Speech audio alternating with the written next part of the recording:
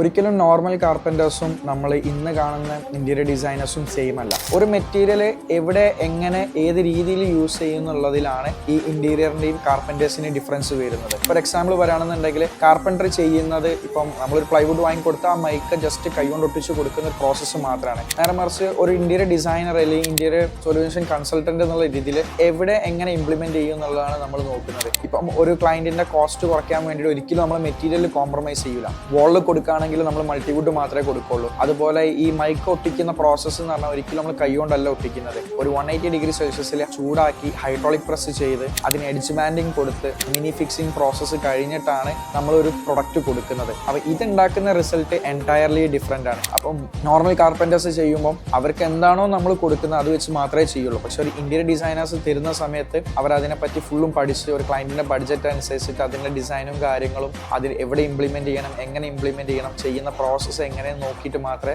ഇത് ചെയ്യാറുള്ളൂ.